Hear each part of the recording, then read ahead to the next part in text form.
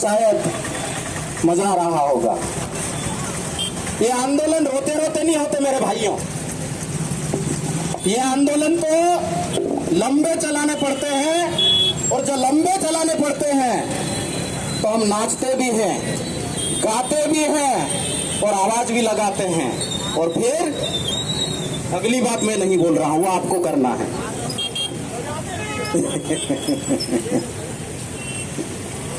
तो ये इस भारत देश में वर्तमान समय में भारत देश संचालित हो रहा है भारतीय संविधान की व्यवस्थाओं के आधार पर, और उसमें भी सबसे बड़ी व्यवस्था इस भारत देश की है, वह है दुनिया का सबसे बड़ा लोकतंत्र। ये बात सिर्फ विद्यार्थी की, मजदूरों की, किसानों की, कर्मचारी अधिकारियों की या जनप्रतिनिधियों की नहीं है। अभी हाल ही के दिनों में कुछ हमारे साथियों की बातें आप लोग सुन रहे होंगे, और यहाँ पे भी मंच से बहुत सारी ऐसी ऐसी बातें हो रही है कि फला व्यक्ति नहीं आता, फला व्यक्ति नहीं जाता। What is this? ये कुछ नहीं है, ये सिर्फ तमाशा है और आप लोगों को बेवकूफ बनाया जा रहा है। और हम लोग भी दुश्मन के चंगुल में फंसकर दुश्मनों की भाषा बोलते हैं। अब हम पढ़े लिखे लोग बैठे हुए, तो पढ़े लिखे लोगों जैसी बात करने की जरूरत है। और जिन लोगों ने इस देश में 5000 साल से ज्यादा समय तक आप लोगों को बेवकूफ बनाए रखा है, तमाम प्रकार के जाति, समुदाय, धर्म, पंथ में बांट के रखा है, और आपको झुंझुना और मंजीरे बजाने के लिए पकड़ा दिए हैं। उनको जवाब उन्हीं की भाषा में देने की जरूरत है। और उसके लिए मेरे समाज के नौजवान साथियों को किसी भी आलतू फालतू ग्रंथ पढ़ने की जरूरत नहीं है। इस देश के संविधान को पढ़ने की जरूरत है, और उस देश के संविधान के प्रोविजनों को पढ़ो, और आवेदन निवेदन के साथ में बात करो, हाथ जोड़ो, नम्रता के साथ में बात करो। नहीं सुने तो कान पकड़ो, और कान पकड़ के घुमा दो कि भाई साहब संविधान की किताब खोलिए, पेज नंबर ये, अनुच्छेद नंबर ये, इसमें ये लिखा हुआ है, आपको समझ में आता है या नहीं आता है? और नहीं आता है तो कुर्सी छोड़िए। ये बात अभी हम लोगों को करना पड़ेगा। ये जवाबदारी, ये चुनौतियां हम लोगों के लिए कठिन है, लेकिन नामुमकिन नहीं है। अभी हम कुछ दिन से बात कर रहे हैं, हमारे पुरखाओं ने, बाबा साहब अम्बेडकर ने, बिरसा मुंडा ने, टंट्या भील ने, रानी दुर्गावती ने, छलकारी बाई ने, फूलन देवी ने, लोग नाम गलत रूप में लेते हैं, लेकिन उनको समझने की जरूरत है। उन्होंने जो कुर्बानियां दी हैं, जो आप लोगों के लिए अधिकारों की व्यवस्था करके गए हैं, उसकी सुरक्षा करने की जवाबदारी आप लोगों के कंधों पर है, और वो ऐसे होने वाली नहीं है। मैं बात कर रहा था लोकतंत्र की, तो लोकतंत्र में इस देश में निवासरत सभी समुदाय के लोगों को उनकी जनसंख्या के अनुपात में प्रतिनिधित्व देने की बात कही गई है, लेकिन ये बदमाश लोग और लुच्चे लफंगे भी कह दूं मैं तो गलत नहीं है। आप लोगों को बोलते हैं सरकार के दामाद, आपको आरक्षण का फायदा मिला। अरे भाई, आपने इस देश में 5000 वर्ष से आरक्षण का फायदा ले रहे हो। मैं क्या कहना चाह रहा हूं, समझदार लोग समझ गए होंगे। किसी स्थान विशेष पे क्या आप लोग जाके बैठ सकते हैं? आपको रोजगार मिल सकता है? समझदार हो आप लोग? समझ में आ रही है मेरी बात? बैठ सकते हो? नहीं बैठ सकते हैं। और आपको 5000 साल तक सताया गया। आप लोग वो दिन भूल गए। आगे मटकी और पीछे झाड़ू। आपको पढ़ने का अधिकार नहीं था। वहां से लेकर यहां तक आए, देश आजाद हुआ। आजादी के पहले भी संघर्ष चला और उसमें संविधान में व्यवस्था हुई कि लोकतंत्र में जिसकी जितनी जनसंख्या उसका उतना प्रतिनिधित्व। पढ़े लिखे लोग बैठे हैं, प्रतिनिधित्व के आंकड़े निकाल करके देख लीजिए। इस देश और इस प्रदेश और इस जिले में आपका प्रतिनिधित्व कहां पर है? ठीक है, आपके चपरासी वपरासी बाबू वाबू मिल जाएंगे, आरएस घाट फारस घाट आरक्षक वगैरह सब मिल जाएंगे, लेकिन जहां निर्णायक भूमिका होनी है वहां पर आपके प्रतिनिधित्व की स्थिति क्या है? एसटी एससी की बात तो ठीक है, ओबीसी के आंकड़े निकाल करके देख लीजिए उनकी स्थिति क्या है। हमारे लोग ज्यादा सताए हुए हैं, इसलिए थोड़ा ज्यादा गुस्सा है, लेकिन ओबीसी के साथ ही अभी उनकी नींद धीरे धीरे खुल रही है। और जिस दिन एसटी एससी के साथ में ओबीसी के साथ ही जुड़ जाएंगे, मैं सच कह रहा हूं, छुपने के लिए जगह नहीं मिलेगी लोगों को। और ये बात कर रहे ना आप कि हमारे जनप्रतिनिधि हमारी बात नहीं करते, एक दिन ऐसा भी आएगा जब हमारे साथी हमारी बात नहीं करेंगे तो लोग इलाके में घुसने नहीं देंगे। यह दिन आएगा, यह अभी प्रत्यक्ष प्रमाण है। यहां पर मंत्री समूह की उपसमिति बनाई गई है पदोन्नति में आरक्षण वाले मैटर को लेकर। पिछली कई सारी मीटिंगें हुई। उस मीटिंग में हमारे समुदाय के 2 प्रतिनिधित्व, पता नहीं क्या मजबूरी थी, मैं नहीं कह सकता, मैं नहीं समझ सकता, लेकिन वहां पर उपस्थित नहीं हुए। लेकिन जिस दिन से आपने हल्ला बोल कार्यक्रम चालू किया, ब्लॉक जिला और राजधानी स्तर पर जाकर आपने ज्ञापन दिया और उनके कान में आवाज लगाने की कोशिश की, अगली मीटिंग हुई, आपके दोनों प्रतिनिधि वहां जाके उपस्थित हो गए। तो जानते हैं आप लोग, मां भी अपने काम में व्यस्त होती है और जब तक बच्चा रोता नहीं तब तक दूध नहीं पिलाती है। तो ये तो आप समझते हैं, इंसान है। मां की ममता और इंसान की दया में आप समझ सकते कितना भेद है। तो साथियों, ये जो व्यवस्था में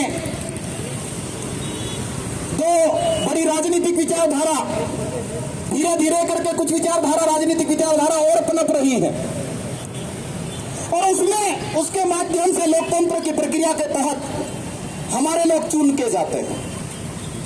लेकिन अभी वो आपकी ताकत के प्रतिनिधित्व नहीं है, किसी के दया के पात्र है वो लोग, इसलिए आपकी भाषा नहीं बोलते हैं और उनकी भाषा बोलते हैं। तो इसके लिए आपको क्या करना होगा? इसके लिए आपको समाज को जागरूक करना होगा, इकट्ठा करना होगा, संगठित करना होगा और नौजवान साथियों को अपनी पढ़ाई खत्म करने के बाद में, अभी कुछ एक साथी हमारे कह रहे थे, अपनी पढ़ाई खत्म करने के बाद में सरकार के नौकर बनने का प्रयास तो वो लोग करें जो जा सकते हैं, प्रतिनिधित्व करें, लेकिन अलग अलग क्षेत्र में जाकर प्रतिनिधित्व करें और इस देश के व्यापार पे कब्जा करना चालू करो। असली चाबी तो वहां पर है। आप अपने पैरों पे खड़े हो जाइए और खड़े होने के बाद में इस समाज को जगाने का काम कीजिए। जिस दिन यह समाज जाग जाएगा, हमारा प्रतिनिधि किसी की दया का पात्र नहीं होगा और वो डंके के चोट पे जाके विधानसभा और पार्लियामेंट में जाके दहाड़ेगा। ये ताकत हमको खड़े करने की जरूरत है। बदमाशी कैसे कर रहे हैं। अभी पदोन्नति में आरक्षण, 1 लाख पदों की भर्ती, आउटसोर्सिंग और कोई भी काउंसलिंग होती है तो वहां पर बदमाशी किस ढंग से चल रही है। ये बोलते हैं ना कि आपको रिजर्वेशन दिया जा रहा है, लेकिन ये रिजर्वेशन उल्टा हो रहा है। अभी एक मेरा साथी जो अच्छा पढ़ा लिखा है यहाँ के बोल रहा था, कम बोल रहे बच्चे लोग लेकिन समझ जरूर रहे कि इस देश में एसटी, एससी और ओबीसी का पॉपुलेशन कितना है 85%। मोटा मोटा आंकड़ा, उससे ज्यादा होगा कम नहीं होगा, 92%। और एसटी, एससी, ओबीसी को रिजर्वेशन कितना प्रतिशत है? 49.5%। रेस देन कितना परसेंट बचा? 15%। और रिजर्वेशन 51.5%। तो ये काम ऐसा पकड़ रहे उल्टे हाथ से पीछे घुमा के, बीजेपी हो या कांग्रेस हो, दोनों ही लोग क्या कर रहे हैं, वो सीधे नहीं कह रहे हैं, वो उनके नुमाइंदों को भेज देते हैं लोअर कोर्ट में, डिस्ट्रिक्ट कोर्ट में, हाई कोर्ट में और सुप्रीम कोर्ट में, और कोर्ट के माध्यम से कह देते हैं कि this is invalid, this rule is null and void. और कई जगह, जैसे गुजरात की बात करूं मैं, गुजरात मॉडल की बात इस देश में बहुत होती है, वहां पर ऐसा कर दिया है, चतुर्थ और थर्ड कैटेगरी का जो बंदा है वो रिजर्व कैटेगरी में ही रहेगा, ओपन कैटेगरी में नहीं जा सकता है। जजमेंट आ गया, सुप्रीम कोर्ट का जजमेंट। और कई सारी जगह पे ऐसी व्यवस्था है, और यहां पर भी जो पदोन्नति में आरक्षण का नियम बनाया जा रहा है कि कोटे के व्यक्ति का प्रमोशन कोटे में, अर्थात एससी का एससी में, एसटी का एसटी में और ओबीसी का ओबीसी में। तो कितना प्रतिशत? 49.5%। और बचे कितने? 15%, उनके लिए 51.5%। रिजर्वेशन किसके लिए हो गया फिक्स? 15% के लिए। जबकि 15% सीट जो जनरल कहते हो आप लोग, सामान्य कहते हैं, वो जनरल और सामान्य नहीं है, that is open category, open for all. जो मेरिट में आएगा उसके लिए वो जगह है। लेकिन यहां उल्टा हो रहा है। यदि एसटी का बंदा मेरिट में आता है तो ओपन फॉर ऑल में जाएगा, एससी का बंदा मेरिट में आता है तो ओपन फॉर ऑल में जाएगा, ओबीसी का बंदा मेरिट में आता है तो ओपन फॉर ऑल में जाएगा, और लेडीज साथी मेरिट में आती है तो ओपन फॉर ऑल में जाएगी, और विकलांग साथी मेरिट में आता है तो ओपन फॉर ऑल में जाएगा। लेकिन उनको तकलीफ हो रही है। तकलीफ क्यों हो रही है यह भी समझने की बात है। यदि आप लोग झाड़ू लगाते रहो, फाइलें लेके इधर से इधर घूमते रहो और उनके जी हुजूरी करते रहो और उनके तलवे चाटते रहो तो उनको कोई तकलीफ नहीं है। ये प्रतिशत आगे भी बढ़ जाए तो कोई दिक्कत नहीं है। लेकिन दिक्कत कहाँ हो रही है? दिक्कत आप लोगों के कुछ पढ़े लिखे और विद्वान साथी, बुद्धि वाले साथी अब नीति में दखल देने लगे हैं। जो नीति बनती है वहां जाके बात करने लगे हैं, इसलिए इन लोगों को तकलीफ हो रही है। और वही तकलीफ का परिणाम है कि मैं जो काउंसलिंग की बात कर रहा था, काउंसलिंग कौन सी सबसे पहले होना चाहिए? नौजवान साथी जिसको बेरोजगार बोलते हैं, जो कॉम्पिटिटिव एग्जाम की तैयारियां कर रहे हैं, मैं उनसे पूछना चाहता हूं, काउंसलिंग कौन सी सबसे पहले होना चाहिए बताइए? Yes, unreserved, open for all पहले काउंसलिंग होना चाहिए, ताकि हमारा बंदा यदि मेरिट में आया है तो मेरिट की सीट उठाए। लेकिन क्या होता, सबसे पहले एसटी की काउंसलिंग, फिर एससी की काउंसलिंग, फिर ओबीसी की काउंसलिंग, और हमारे समाज को जगा रहे हैं। वो समय अब गया है कि आप ये छोटी मोटी लालच देके हमारे लोगों को फंसा लेते थे और डाइवर्ट कर लेते थे। अब जमाना नहीं है, अब भूल जाओ। अब हमारे हक और अधिकार की बात कीजिए, नहीं तो हम हमारे क्षेत्र में घुसने नहीं देंगे।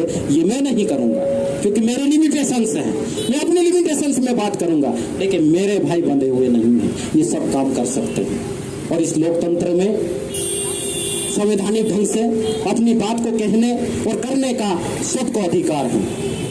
तो साथियों, अजाक संगठन, और यह भी कह देता हूं मैं, आप लोगों को गर्व होना चाहिए कि इस देश के सुप्रीम कोर्ट में इतने समय तक यह केस चला और इस देश की सुप्रीम कोर्ट के जजों को यह जजमेंट सोच समझ के करने की जो दुविधा पड़ी, वो इस मध्य प्रदेश के अजाक संगठन की वजह से ही आ पड़ी।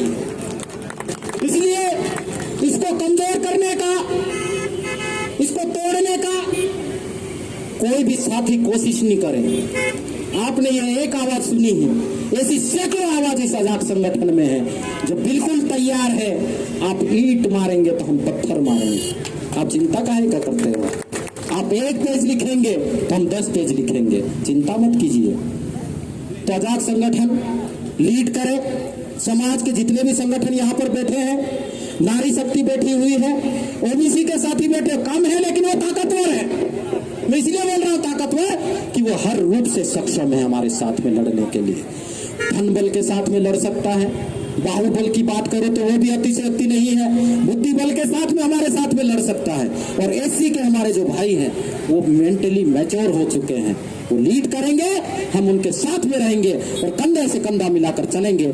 जहां पर आपको जनबल की आवश्यकता है, मेरे समाज के लोग आपके साथ मिलकर लड़ने के लिए तैयार हैं। आप कमजोर मत होइए, आप अपनी लड़ाई पूरे माते के साथ में, पूरी ताकत के साथ में लड़िए। माननीय कंसोटिया साहब, माननीय सूर्यवंशी साहब और इस जिले के जिला कार्यकारिणी के जो हमारे अध्यक्ष करण भगत जी, जिला सचिव डहरिया जी, सभी लोग बैठे हैं, आकाश के पदाधिकारी भी बैठे हैं। यहाँ पर मैं उन लोगों को हमारी तरफ से आश्वासन दिलाना चाहता हूँ कि ये 1 दिन का धरना है, जरूरत पड़ेगी तो मेरा समाज इकट्ठा होगा। जो भ्रम होगा, भ्रम दूर करने की बात है, जिस दिन जरूरत पड़ेगी सब कुछ छोड़कर हम समाज में जाएंगे और लोगों को जगाएंगे। 1 दिन का भ्रम हो सकता है लेकिन हमेशा के लिए नहीं हो सकता है। इसलिए हार मत मानना, निराश मत होना, लड़ाई लड़िए। और इनकी ताकत नहीं है कि इस प्रदेश